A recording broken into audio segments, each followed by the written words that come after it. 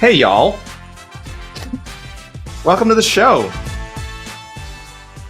Welcome to the UFC Vegas 79 post-fight show, brought to you by MMAfighting.com.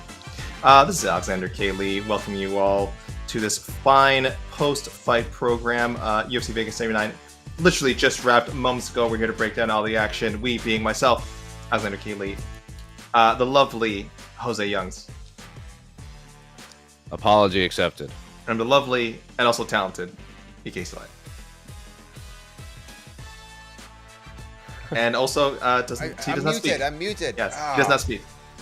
He's beyond words. He's more than words, like Extreme. Yeah. Which I'm sure we all remember. Kind of a bummer. So what I thought was a pretty solid card. It took a bit of time to get going, if we're talking about, going from the very first fight to the end. But I think we had some very solid action. Someone asked me on Twitter, was one of the worst cards of the year? I don't think so at all. I thought it was a fine fight night. I thought it was very solid. Some very good back and forth fights, some good finishes. But the final fight of the night definitely did not have a good finish, not satisfying. We just saw Rafael Fiziev go down with what looks like a leg injury. Don't want to speculate what kind, but it appeared to kind of be non-contact. He throws a kick. The kick is blocked. His posting leg is the one that appeared to get injured, not the kicking leg. So, in other sports, that is usually a bad sign. But we don't know. Hopefully, it's something harmless. We can see Rafael Fiziev back in there. But hopes, thoughts and prayers to him. A lot of fighters online giving their thoughts and prayers as well. But Mateusz Gamrot officially the winner. This was a pretty highly anticipated lightweight fight. I think we were all very excited to see it. After one round, it was looking awesome. We were seeing good striking. We were seeing good scrambling. It was really exciting scramble right at the end of the round. And, I think we were all thinking, oh, yeah, we were hyping up this fight real big. And this is paying off. But injuries happen in every sport. They definitely happen in MMA. And they can happen in main events, too. So, Jose, how you feeling after this card in general, but of course, that unfortunate incident we just saw? It was kind of a bummer of a card, not in terms of match quality, but like how things played out and things that were said. Like there were a lot of one-sided fights that I'm like, oh, this is a little sad to watch. There was a disqualification. There was talks of secret lasers. There was an injury in the main event. It just a little bit of a bummer of a card, but all in all, like in terms of action, it was a decent, it started off not great. The first 2-3 fights weren't great. And then the Miles John fight was really fun. Charles Jourdain obviously did his thing. Apparently the only Canadian on the UFC roster, according to whoever said that on air. But yeah, a little bit of a bummer in terms of how things played out a bit, but action wise, not bad. Not the worst card. Definitely not the worst card. Is there anything we can take away from the main event? I thought we did a great job of breaking it down, the stakes for both guys, how good they look going into this fight, their recent form. Does this move either guy towards the top 5, towards a contender? What fights could be next? We get this abrupt ending. Is there anything we can take away from what we saw, Jose?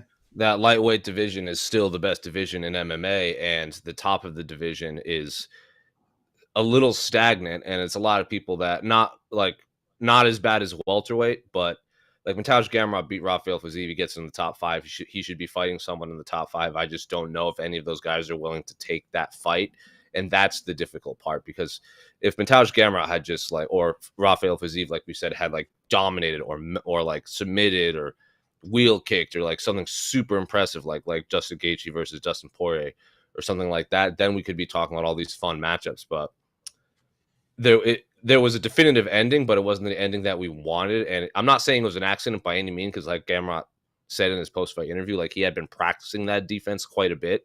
But no one wants to see an injury, especially after that awesome first round. I don't know where Gamrot goes from here, because he should be fighting someone like a Dustin Poirier, but they're not going to give him that because Dustin Poirier is probably not going to take that fight. So they also train together. So that's a whole nother thing, because a bunch of lightweights train at ATT. Michael Chandler's there too. Beneil Dariush is there too. But I always hear Arman is going to fight Beneil, and Gamrot already fought Arman. And I guess there's the main event next week, but that still seems a little low for Gamrot. So murky waters at the top of the lightweight division, that's for sure. Did he call out Charles Oliveira after? Yeah, that was okay. He did that too, and I'm like, well, he's like, my dream fight is Islam, but that obviously can't happen. So I want to fight Charles. I'm like, come on, guy. Like, know your division. I mean, honestly, if Charles loses, I wouldn't hate that fight. That fight would kind of make sense. But if Charles wins, you'd assume they're going to do the rematch of the trilogy fight. Where I think Gamrot was going. I think he assumes that Charles is going to lose the rematch and lose to Islam a second time, and that he would get that fight. But he kind of got ahead of himself. He is also doing an interview not in his native language, so maybe he couldn't quite articulate what he meant by it. Casey, what did you think of the his post-fight speech and that particular call out? Oh, I didn't listen to the post-fight speech. Okay, he called for Charles. I was setting up this beautiful post-show. Yes, he called for Charles. He called for Charles Oliveira again, and I mean, it's not going to happen. It's not going to happen. Like, these guys don't keep up with the fights. I mean, they're too worried about their own thing. They're like, I don't know, dude. I don't care about call-outs. I don't care. Like when you're at the top, either Gamrot fights someone right above him or slightly right behind him. That's about it. I just want to see Gamrot fight again, and I want to see Mr. Fiziev get healthy. I want to see him back in the cage, and hopefully, in the future, we may get a rematch. It's super tough because, like, just going off of the UFC rankings, which is what they're going to use when they try to make these fights, not the MMA fighting ones. Like, Fiziev's probably going to. I mean, Gamrot's probably going to jump up to 6. They're probably going to swap places. Michael Chandler's right above him. He's going to fight Conor. He already fought and lost to Beneil. Is he? Dustin's not going to fight him. Justin's not going to fight him. Charles already has a fight. So if he wants to, if Mateusz Gamrot wants another fight like relatively soon, he has to basically go to outside the top 10 or fight like a Jalen Turner, Moicano, Frivola type guy. Those are like the only guys. He has to go way outside the top 10. And these opponents are so dangerous too. I'm just looking like he just fought Jalen Turner to sort of, I guess, hold on to. I would have ranked him ahead of Jalen. So maybe hold on to his spot. I don't know how high they had Jalen. And that was a super tough fight. I mean, you saw how dangerous that fight was. He did take that one on short notice, but still, I'm thinking about this. Yes. Tap your mic. Yes, Casey. Tap your mic. What's going on? It just sounds echoey. Is it not coming through? It sounds again. I've got a lot of mic problems. I've got some production problems on my side. I am not proud of it. Okay. I'm not proud of it. But this is Mike Heck, the microphone, a lot of mics. This is where we are right now. Let me. I'll just make sure I'm using the correct mic. But yeah, I apparently am. Anyway, all right, I apologize. I apologize. I need to get a new mic. It's in the system. All right. Apology accepted. Thank you. Well, that's why you said it ahead of time. Yeah. Oh, real quick though on the post fight thing though. Gamrot was confused though because he thinks, and I don't blame him because like people were asking, "Oh, was the celebration kind of odd?" Because I think he thought he broke. And initially, I think we all thought with the block he had elbow blocked Fiziev's leg and maybe broke his foot or broke his shin with his elbow block, which is a legit block. But upon Fiziev's reaction, for further review of Fiziev's reaction, seems like it was the posting leg that Fiziev his knee got messed up on, which blew out. So basically the injury was a complete fluke. I understand Gamrot trying to block that, which is fine. I get it, but it looked like it was completely just a posting leg and a complete fluke injury. So that in terms of his post fight interview, that's the only thing to take note of. Again, it all happened so quickly, right? I mean, he even didn't even know the fight was over, right? He saw Fiziev went down, and he went in for some ground and pound because that's what he's supposed to do. That's his job. That's his job. That's all instinct. Yeah. So he didn't know. He had no idea what happened. He just thought, I think, Fiziev fell back, and then it ended pretty quickly, thankfully. So not too much extra damage for Fiziev. But again, Gamrot not doing an interview in his native language, a very confusing situation. You probably still feeling somewhat the high of a victory, but not really being able to celebrate it, and also kind of do a call out that you would normally do when you had a big win.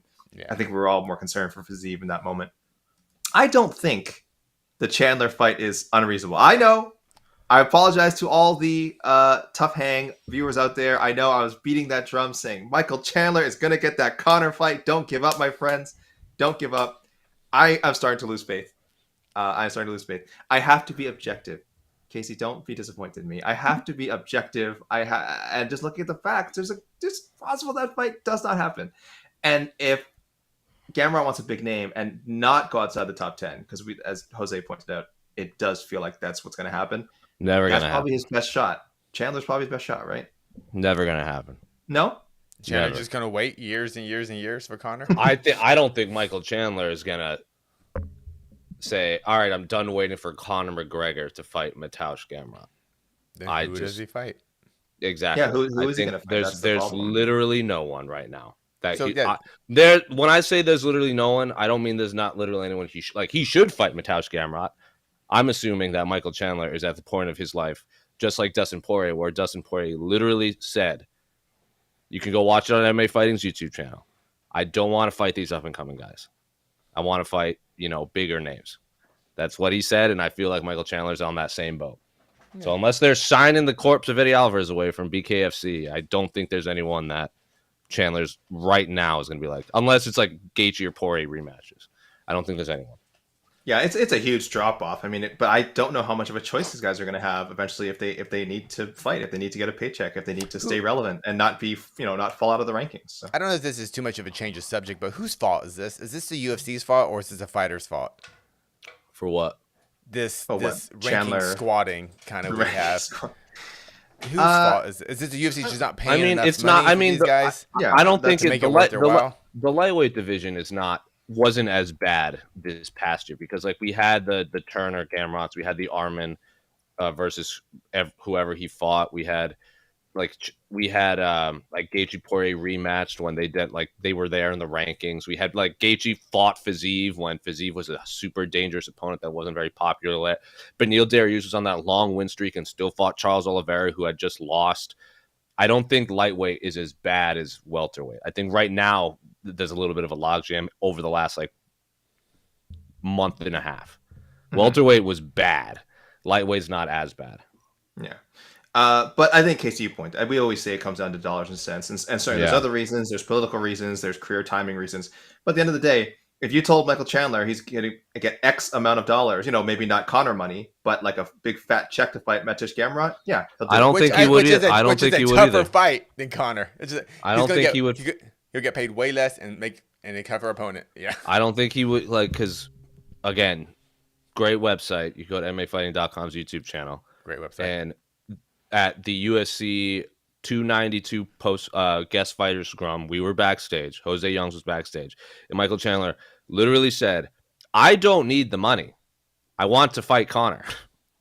I don't think it's going to be a dollars and cents thing with Michael. He says that. That is the biggest lie ever. I don't know if that's a lie. Here's the thing. He wants to fight Conor for the martial arts honor and not the paycheck. No, I think he wants to fight Conor because if you beat Conor, then you become very famous.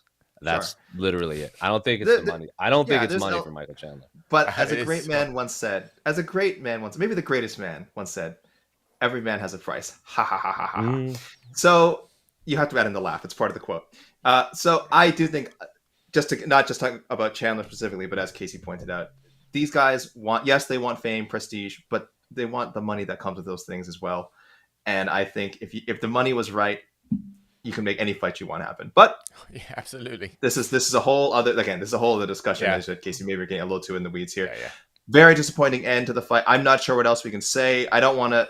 I'll say people in the comments throw out who you think should be next for Gamrot, but I will give my own pick on to the next one tomorrow, and I will gladly steal your answers if you guys throw one in there and not give you any credit. So please feel free to leave something in the comments there, because we certainly had plenty to talk about in the co-main event. Ooh. Did we not?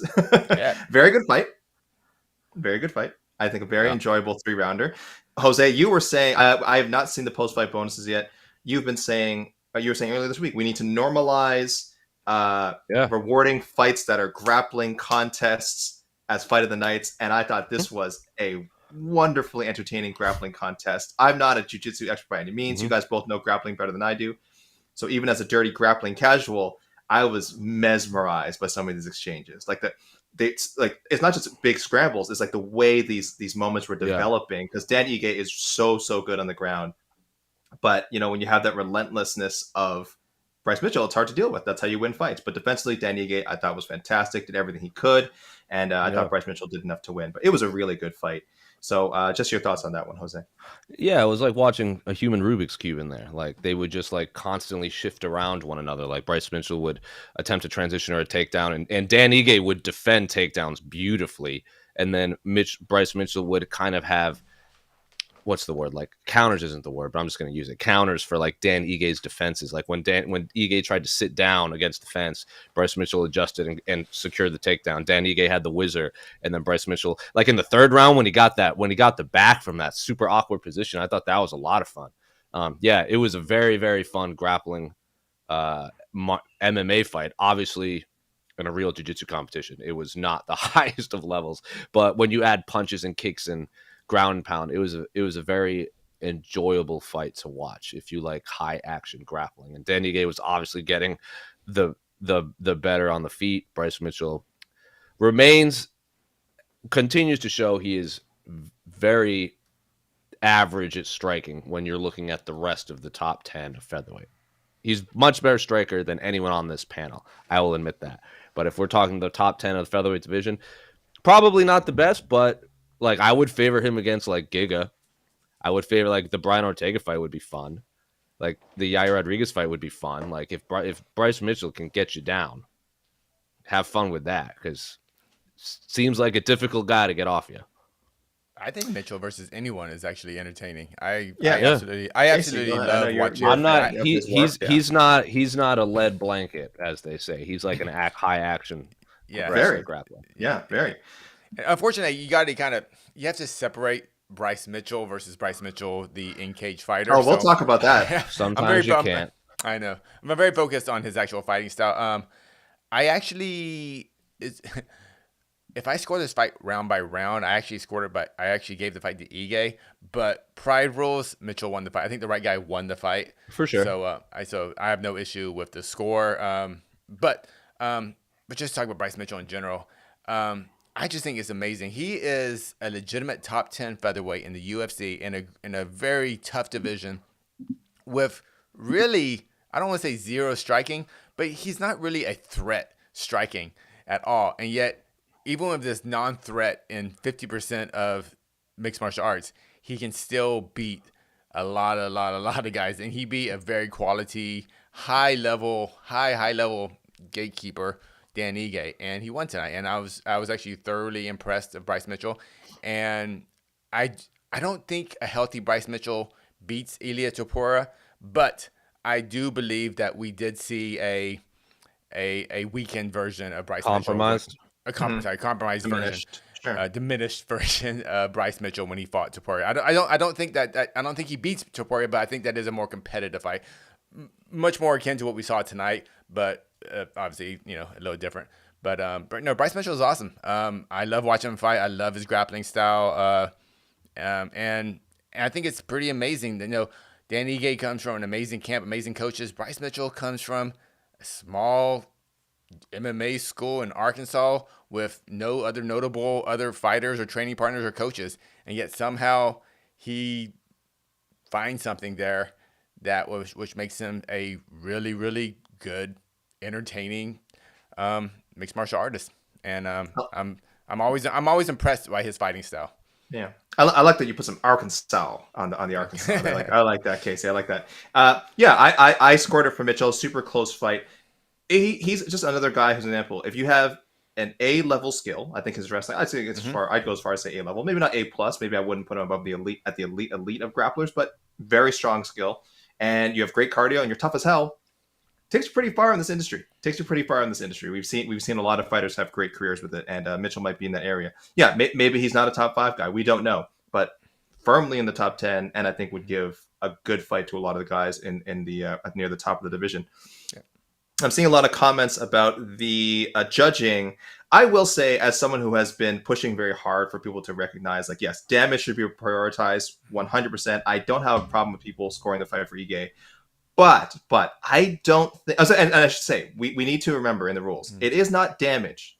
The phrasing in the rules is not damage. It is impact.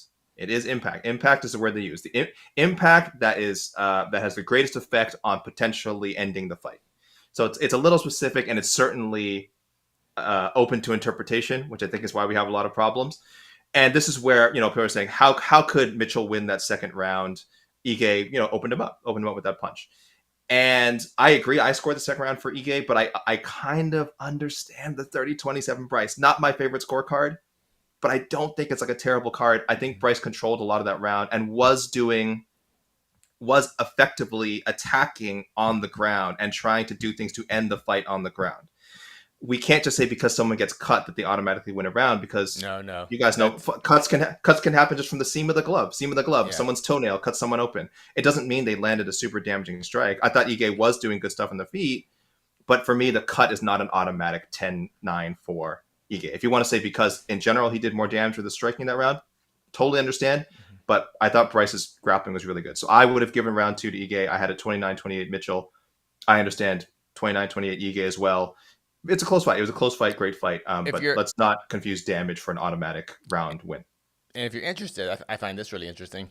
According to fan scoring and MMA decisions, 70% of fans gave Ige round 1. 76% of fans gave Ige round 2.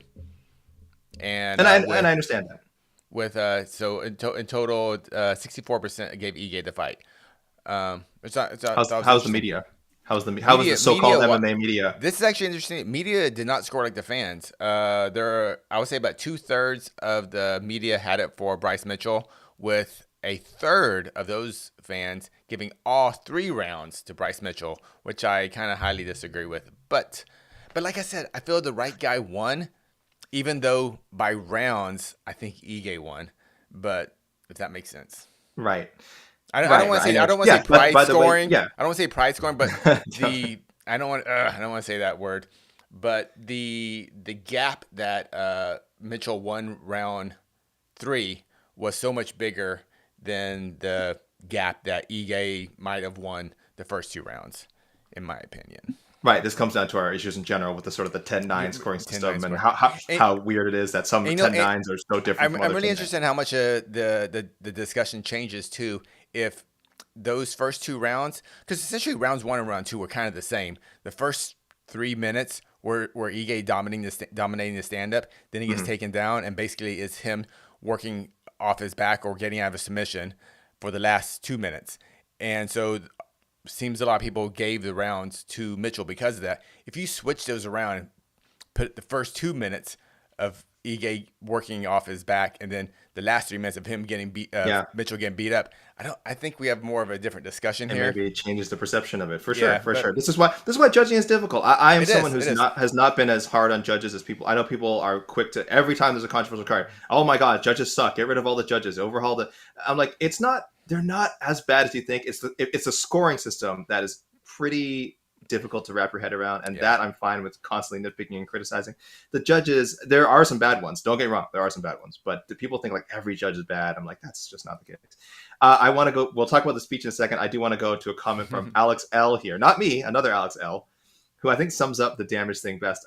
Damage would be a rough criteria anyway. Some people show damage more than others. You can fart in Nate Diaz's face and it blows his skin apart, but it won't end him in a fight. So that's how I think I'm going to explain it from now on. When people ask what's the difference between damage and impact and why shouldn't we rely on damage? Because, you can fart in someone's face and blow their skin apart. It doesn't mean that they're close to losing the fight. Jose, I do want to go to you because I don't want to talk about the post-fight speech too much. I'll give a quick summary for people who maybe didn't see it. Bryce Mitchell, very pious, came to the ring with a Bible, tells Dan Ige, I'm donating $5,000 to you because Dan Ige is from Hawaii. This is for, to help victims of the Maui wildfires. And we need to show that Satan cannot do anything in the face of the power of Christ. So, got religious with it. Not the worst thing. And then had to repeat this conspiracy theory he said before, that it's an unfounded conspiracy theory, by the way, that the fires are man-made. And anyway, he went off a little bit, but didn't go full Bryce. So, Jose, before we move on, your quick thoughts on Bryce Mitchell's post-fight speech. Well, people's religions, I don't particularly like. Do you? Like you can believe whatever you want as long as you're not harming another person. I have no patience for government conspiracy theories. I just don't, because they're just unfounded theories. And you can say whatever you want, doesn't mean you're right. And a lot of people don't believe that. And I just have zero patience for it. I have zero patience for space laser theories. I have zero patience Pew, for pew. 9/11 was an inside job. I have no patience for fake moon landings. I have no patience for any of that because like I just don't have patience for it. Like when someone brings it up, I tune out. I'm like I have nothing else to say on it. You're It's tuning so out right stupid. now. Just talking about it, I can see your It's brain. so Your brain's silly and shutting down. it's so silly and so stupid. And people like are like, oh, Germans are trying to use Uber to take over America. I'm like, for what reason? For what reason? And they're like, they're just doing it. I'm like, okay, great, good to know. I'm gonna go use Uber now.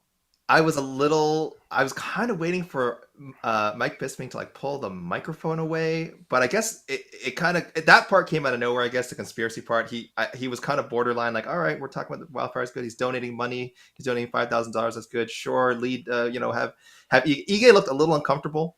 I think he handled it as well as he could. He just kind of was nodding along, and then they did a bit of a post-fight prayer. I don't know what Ige's belief system is. I don't know if he's just humoring Bryce Mitchell or if he was super into it. I couldn't tell, but he did look a little like, let's get through this. Let's not make a big deal out of this. Let's get through this. I just lost a fight. I just lost a fight. That was his mind. I just lost half my paycheck. This sucks. Thanks for the Maui check. Yeah, I appreciate it. It's a tough fight too. He probably just wants to go back and be with his friends, his team, patch himself up, drink some water, rehydrate. Like, yeah, that was a tough fight. That's a hard fight. That was a hard 15 minutes. But you mentioned should have Bisping, like, was he thinking about pulling the mic? I'm glad he didn't, because if all the crazy stuff Bryce Mitchell says, in a weird way, I still kind of appreciate it, because that's what makes this sport so fun and dumb and exciting, because we have guys like freaking Bryce Mitchell who would just say the craziest crap, and who can fight at the highest levels. And then we have guys like Dan Ige who are equally as good, and they're cool dudes, just, hey, just want to get back to my family, see my baby. And I just think I always just find that aspect of the sport so interesting. So and all the craziness of it, I'm still like, it's still better to have the craziness than be boring. It takes all kinds to move the world, as they say, or in Bryce's case, I guess flip the world over, tilt the world. I don't know how you guys want to phrase it, but it takes all kinds, as they say. We'll get to some questions in a second, but let us talk about probably what was going to be the most talked about fight of the night before Gamrot and Fiziev kind of ended so unceremoniously. A bit of a strange booking: Marina Rodriguez, Michelle Waterson Gomez rematch of a very good 5-round fight, but just the timing seems a bit odd. Marina dominated this fight. Incredibly vicious first round effort. Just a Muay Thai clinic, slicing up the karate hottie, and definitely leading to some online calls for people to say, oh, they should stop the fight, and then saying maybe the corner should stop the fight. Jose, I'll go to you. Do you think we should have seen a stoppage there from either referee Kerry Hatley, or do you think her corner maybe should have not let her come out for round 2? Difficult to say. I didn't really have an opinion on it, and then when they put the camera on her between rounds, and she was like I think it was Winklejohn was like trying to give her instructions, and Michelle was just like trying to catch her breath and just spitting out blood. I'm like, well, she's clearly not listening to what you're saying. And then she just goes, I'm overreaching. And then Wink was like, yeah, you're overreaching. I'm like, okay, so she understands what she's doing. So I don't know. I don't know what the right answer is. I think if they had stopped the fight, I wouldn't have complained. And if the fact that they stopped it when they did, I'm also not going to complain. I don't know the right answer. I'm not in her corner. I'm not the ref. I wouldn't have complained if they stopped the fight, though. But I'm also very much on if a fighter is continuing to fight back, then you should probably give him an opportunity to fight back. Yeah, I don't know if anyone would have complained, except for maybe Dominic Cruz in the call, who probably would have said, I'll tell you, I know a thing or two about early stoppages, because, he rarely mentions the Keith Peterson incident, right? So he probably would have commented in some way. I think what was his verdict? I think he said he kind of approved, right, of letting her. Yeah. I think he handled it well. Who was the ref? Who was the ref? I'm sorry. This is Kerry Hatley. Kerry Hatley. Kerry Hatley, I feel, is known for having some very late stoppages. So okay. But this is at least consistent. It was consistent. And Casey, I want to go to you specifically because we have talked about this before. This isn't a secret. we do sometimes feel there's such things as girl stoppages in MMA where, if a referee sees a woman fighter taking like a lot of damage, especially where it's visible, like it's not just like a flurry, but like in this exact situation where one fighter is bloodied, bruised, getting battered, we have sometimes, you and I would agree, we have sometimes seen stoppages that maybe if it was a man, they would have let go on. So I think that's why in this situation, I was kind of okay with how everything played out. And like Jose said, I don't even necessarily blame her corner, because they have a better, idea of what's going on in her head, and they're right up there, they're right in her face. But I don't know, where did you stand? Are you glad it wasn't stopped, or were you calling for that one to be called off? It was one. I was glad it wasn't stopped. I thought Carrie Hatley did a good job. I thought the corner did, Michelle's corner did a decent job of making sure that her head was still in the fight. And I feel like she was. I feel like she still wanted to fight. I feel like she still had that will to win. But I would have been okay if there was a stoppage in the first round. I actually scored that first round a 10-7 and basically if you throw a 10-7 out there, agreed. Yeah, 10-7 is kind of mean to me that you could have stopped that fight. It would have been fine. But like I said, Michelle Waterson is a experienced veteran fighter. These are two top 10 fighters in their weight class. They deserve that respect of basically earning that chance to get their ass kicked to get that win. And I don't have any issues with it. It was a very one-sided fight. I mean, I picked Marina Rodriguez to win, but I was shocked at the dominance that Marina Rodriguez had in that fight. So I don't know. I guess we can talk about the futures next, but no issues. Good job, Mr. Hatley, and actually good job of Dominic Cruz, I felt, and basically saying, hey, this is what we signed up for. This is it. And honestly, there wasn't a lot of head trauma in the sense that the head wasn't bouncing back or swiveling around. It were cuts. Cuts obviously are not optically bad. Optically, I grant it does look bad, and I am happy we did not get the quote unquote girl stoppage.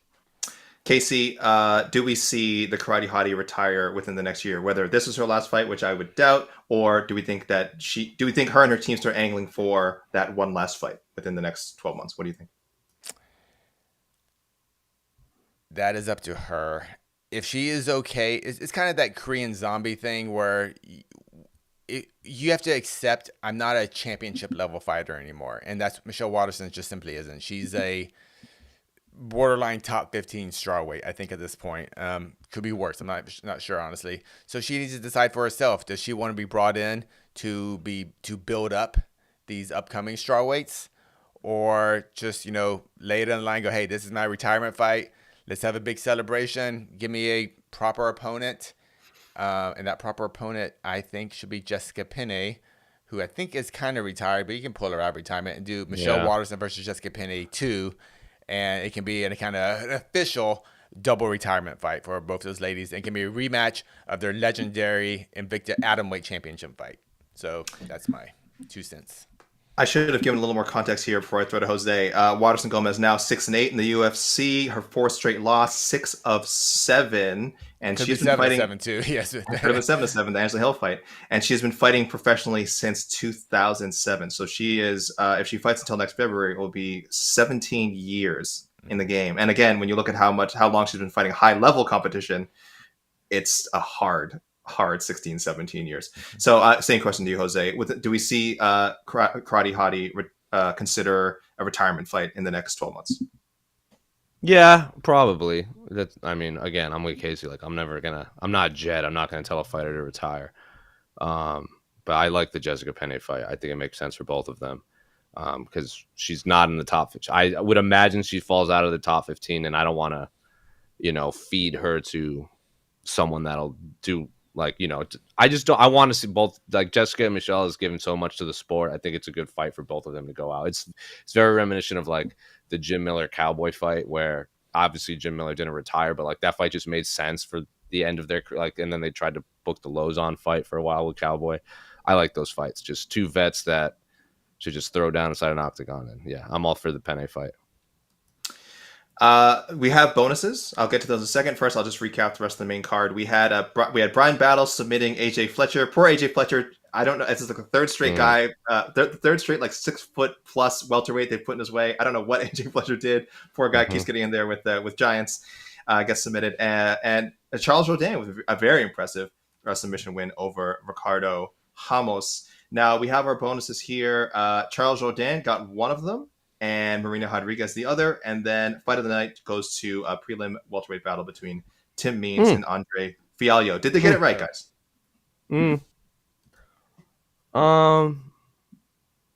I enjoyed watching the Miles John Dan Argueta fight more than the Tim Means fight, but I get it because that was a little more back and the Tim Means had a little more drama because they both got hurt at times. But in terms of just a fight that I watched that entire fight, and like halfway through the second round, between Johns and Argueta, I was like, this is a fun fight. I am having a blast watching this. So maybe that's the only other one I can think of, but I guess. Yeah, great fight. Love watching Miles Johns go. Casey, would you want to change any of those? For fight of the night, the fight of the night or performance bonuses, or did you think someone else deserved? Performance bonuses are fine.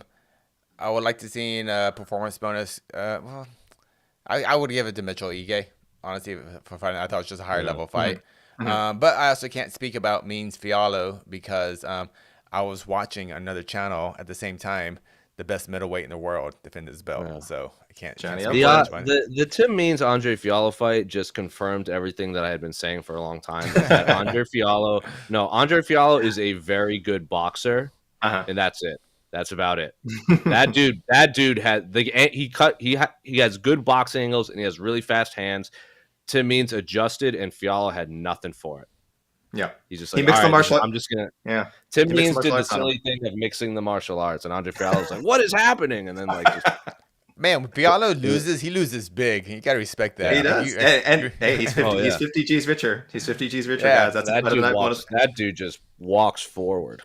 And Tim Means was throwing those elbows, and then Fialho adjust. Fialho didn't adjust, but he just wasn't hesitant in the second round.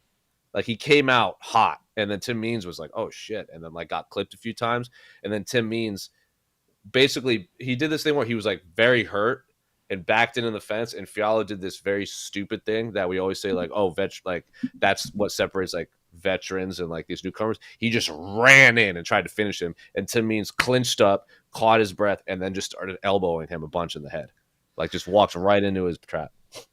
Fialho, I wonder if this will save his job. That is 4 straight loss for him. Fight of the night used to be pretty good for job security. I don't know if it is anymore. I'd have to look recently. I think there's been fighters who have won fight of the night and still either not got their contract renewed or cut. Tim Means, this was his 50th pro fight. And by the way, this may surprise you, his first ever UFC fight of the night bonus.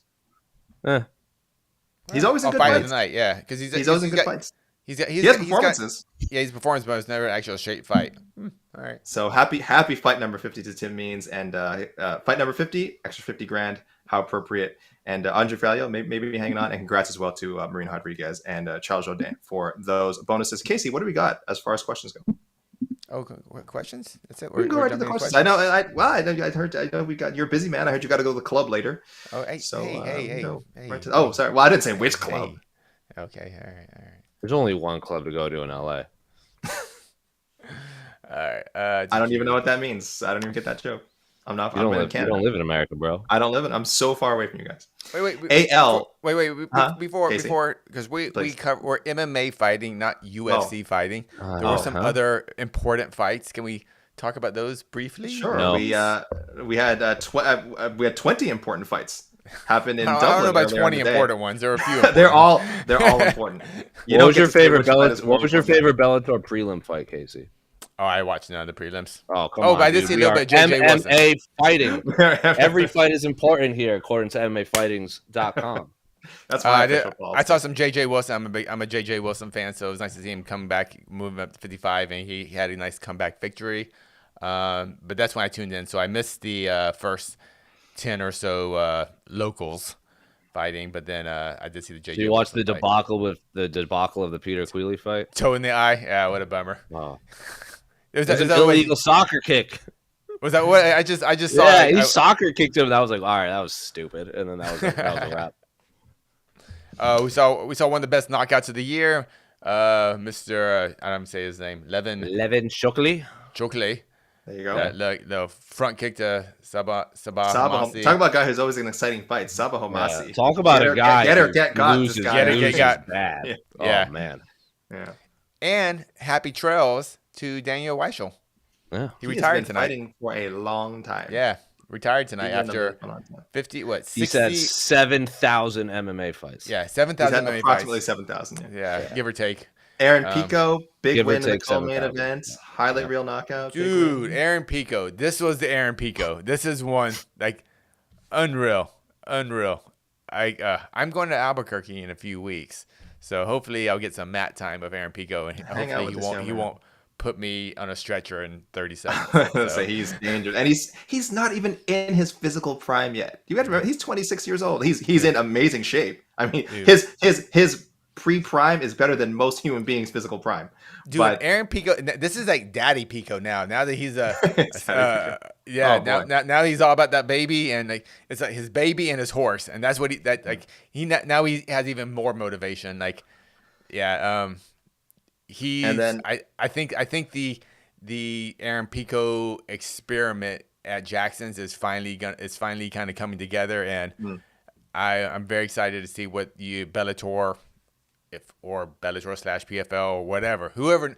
Actually, I have no idea what happens next with Aaron Pico. I don't know if it happens with the contracts.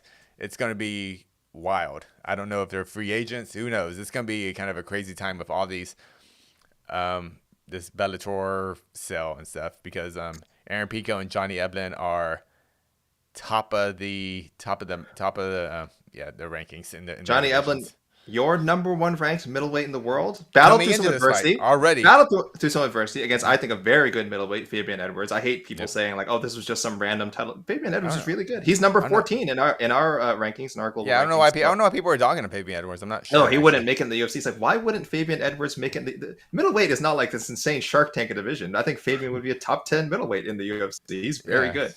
And Johnny Eblen definitely be top 5, if not, again, number 1. He's looked excellent. Someone asked me how many title defenses is this guy going to put together. I said as many as he wants if he stays in Bellator, frankly, because I think he's super deadly. They have good competition there, but I just think he's a notch above. So yeah, huge win for him. A really good night, really good day for Bellator, frankly. I think people, if you're not in the Eblen bandwagon now, I don't know what you're waiting for, because he's beating good guys. He beat Musasi. If you're only comparing him to UFC guys, that's just so silly. Then you don't know what you're watching. Then you don't know what you're watching when you see Johnny Eblen fight, because he would clearly be a strong competition, if not favored, against many of the fighters in the UFC's top 10 right now. So I don't know. Maybe we're overhyping. I don't know, guys. I don't know. Maybe we're overhyping it. Yeah. All right. I think we can go to questions now. Let's go to some questions, Casey. You what do we got here? Yeah. AL, again, not me. Hypothetical for AK Lee. Bryce Mitchell has you in a bear hug, telling you to lead the nation in prayer. What do you do? Well, guys, as a non-practicing Catholic, I have been in many situations where I have had to go along with prayer. Not to say that I am not a spiritual person. I'm a spiritual cat as much as anybody, but I would not call myself the most spiritual person. So I do know how to play along. That's the nice way to put it. So Bryce Mitchell, if you want to rap on that Bible for 5 minutes and have me next to you, Not Dungeons and Dragons. I'm sure I can handle it. Jose, what are you chuckling about? When you say play along, it just that's I don't know. Like, It's it's not- not like we're playing a tabletop game or something. I'm just saying, if anyone's ever been to some sort of service where they're not quite like, jiving, vibing with what's going on, you kind of have to fake it till you make it. And praise be, I have done so before. But yeah, I'd be all right. I don't know how you guys would react in this situation. All right. Some more comments.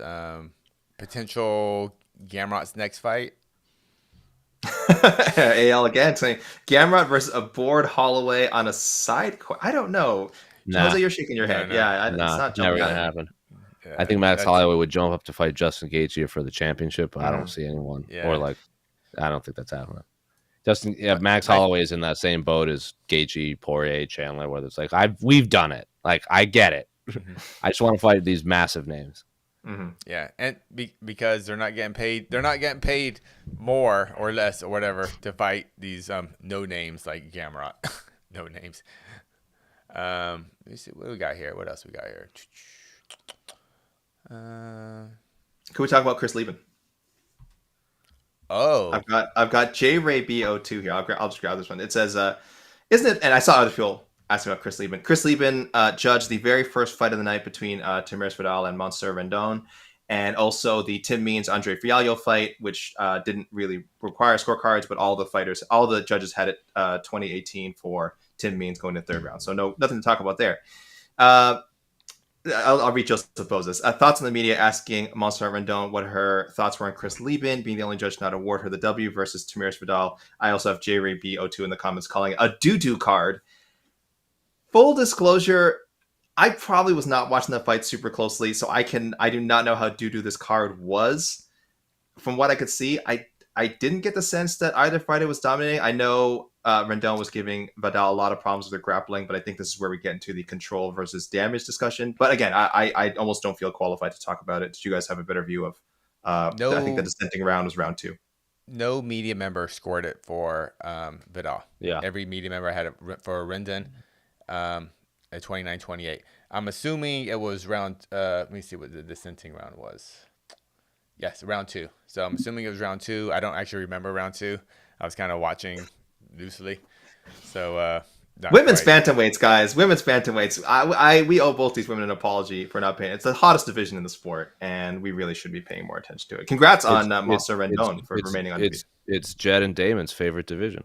I think, oh my gosh, all the time they just DM me randomly. Can we talk about women's bantamweight matchups today? They don't even DM me. They just tweet about it. Check their Twitter feeds. It's nothing. Also, this question is asking what we think about the media asking. Don't care. Yeah, what was that? Go for it. Yeah. Jose, you are the media. You are the guy who asked. No, I'm like, but I don't care what my fellow media people ask when it comes to this. Like, I would have asked it if I was there. I don't think this is a nothing burger, whether they asked or didn't ask.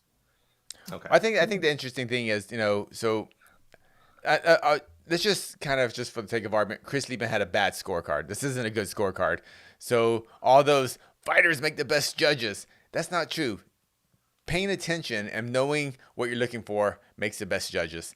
So I'm not saying Chris Lieben he's a bad judge or anything, but I'm just saying the whole fighters being a judges being a better option isn't true.